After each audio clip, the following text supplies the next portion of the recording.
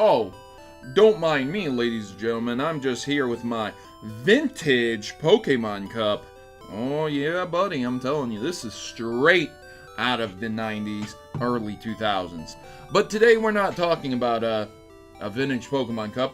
We're talking about Pikachu and the variation of Pikachu's cry with a reasoning behind the different cries from the anime to the games. Why does Pikachu have two cries? That's exactly what we're going to be detailing and discussing today with a definitive answer here on Pokemon Theory, the only show on the internet that discusses Pokemon's most pressing questions and attempts to answer every single one of them. So, ladies and gentlemen, if you'd be so kind to sign in and get ready to discuss this question, and among many other theories, you could suggest your own down in the comments down below, and I might explore your theory next. And you can always like and share the video, and if you feel it necessary, you can subscribe to me to check back later if I did explore your theory. Now, let's jump right into today's Pokemon theory, which is, why is there a difference between Pikachu's cry in the game and the anime?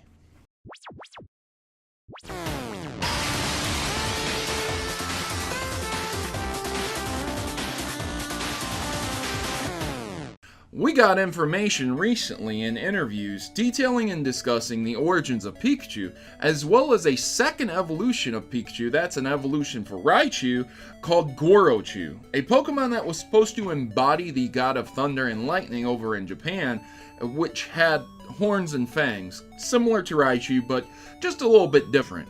A very strange Pokemon indeed, but it was scrapped due to Generation 1's mechanic balances, which, I mean, wow, I really don't have to go into that, how silly that is, right? We're talking Generation 1. Yeah, okay.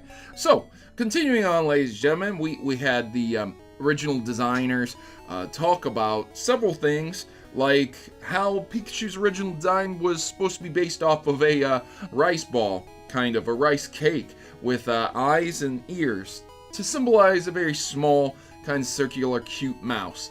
But it wasn't based on a mouse, believe it or not. It was actually based off of a squirrel first. Yeah, so the head guy, the boss, decided to say, hey, you know what? I like your idea, I like your design of Pikachu, but we're going to go ahead and take it in a different direction. We're going to make him an electric mouse, not a squirrel. So the original designer really liked squirrels, thought squirrels were cute. That's why Pikachu has the electric cheeks. That's why Pikachu has the tail, and she knew it was an electric type, so she decided to make the tail more electric, boldy type. As aforementioned in a previous video, I did say compare Pikachu's tail to that of Rattata's or Raticate's, both Pokemon found in the same generation as Pikachu, and you'll notice that the tail is significantly different even though Pikachu is an electric rodent. She colored him yellow because yellow is very easily distinguished as an electric type. So that explains why Pikachu is yellow, why Pikachu is designed the way it is designed, and yeah, she was basically brought in to be the cute Pokemon artist. So there were a variation and a split between artists who were designing tough Pokemon and cute Pokemon. So she was there to design the cute ones, and she handled the Pikachu design along with several people's input, and that's what we got. But Generation 1 Pikachu is a little bit different than what we currently have in the form of Pikachu, which is a fat, kind of stuffy-eyed, cute Pikachu that you would see on the shelves. It's not this Pikachu, okay? This is not the Pikachu of Gen 1. Gen 1's Pikachu is lovingly dubbed Fat Chew, or Fatichu, or Fat Pikachu. And in an interview, it is divulged why there are differences between Generation 1's Pikachu and what we have today. Of course, characters grow, there's no questioning that. Let me tell you exactly what was said. Yes, after it became an anime, we also took some influence from it. Both the game and the anime shared influences, and Pikachu further evolved. At first, its body type was more plump, but its neck was made more defined and its back was made longer. From there, the design on the game production side also changed, and that's how we got the Pikachu you know today. By the way, I never expected to hear it cry Pikachu in the anime. What they're essentially saying is that originally, if Pokemon had stayed Pokemon, we would have Fat Pikachu as we know it. Fat Pikachu would be the Pikachu that we would have today. He would probably have extended into Generation 2, and if Generation 2 had ended, that's where it would have been. It would have never been redesigned into a more stylistic Pikachu that we know today, a skinnier one.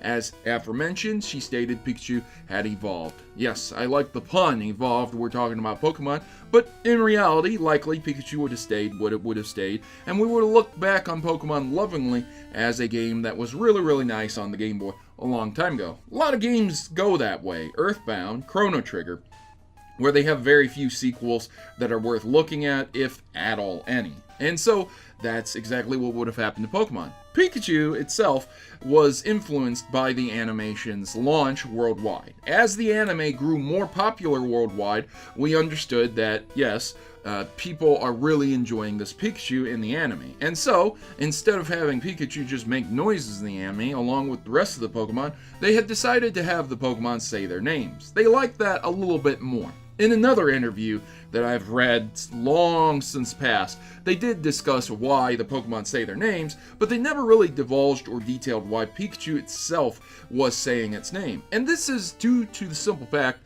that the anime crosses over into the games. So why does Pikachu say its name in the games? It's because of the anime's influence. There are plenty of games where Pikachu does say its name, as I have pointed out many, many times. Pokemon Pikachu Edition, the Yellow Edition, that would be Generation 1's comprehensive top tier game. There you go. Pikachu's right on the front cover, and he definitely says his name in the game.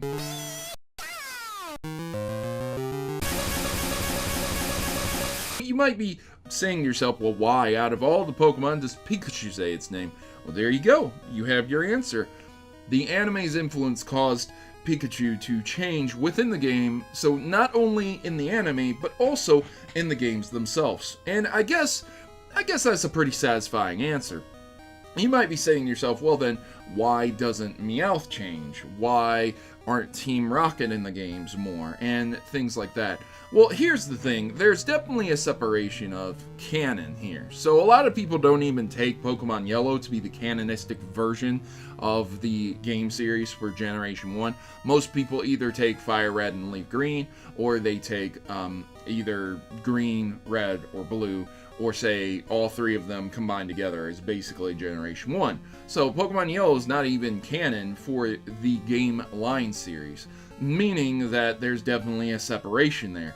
So the anime influences took back seat for the following generations. Generation 2, Generation 3, Generation 4, 5, 6. There's very few anime references. They are there, there's no questioning that, but that seems more like Easter eggs than actual influences over Pokemon itself. You don't necessarily see Team Rocket making local appearances in your Generation 6 or 7 games, right? And that's because they just don't. So Team Rainbow Rocket doesn't have Jesse and James in it. Once again, if the anime was really influencing the games, they would definitely be there. But because Pokemon Yellow was very special at the time, they definitely tried to make that happen. One little known fact about Pokemon Yellow, though, is that it was rushed to be finished, which unfortunately led to the game being kind of like the anime. So once again, you're not exactly Ash Ketchum, and you're not exactly catching the Pokemon that Ash was catching, or the journey that Ash went on. It's more like you get the anime mixed in with Red's adventure, and you also get a Pikachu following you. The iconic follow feature from Pokemon, which is really cool, but at the same time, it's definitely not the Pokemon anime game. There are games called like Ash Gray. There are ROM hacks out there that follow Ash's journey a little bit better. So if you're looking for that experience, I would definitely suggest finding those. Though I do not advocate piracy, so once again, it's at your own risk if you're going to look for those types of games. Nevertheless, I've always found it interesting that if the anime influences Pokemon so much so that they completely changed Pikachu and allowed it to have its own personal cry in Pokemon Yellow and subsequently other games, I'm very curious why they never released an anime-based game officially. Why didn't they really walk through Ash's journey in Season 1 all the way to Indigo Plateau? I don't know. You guys let me know what you think about that in the comment section below. Why would Nintendo not release a game like that?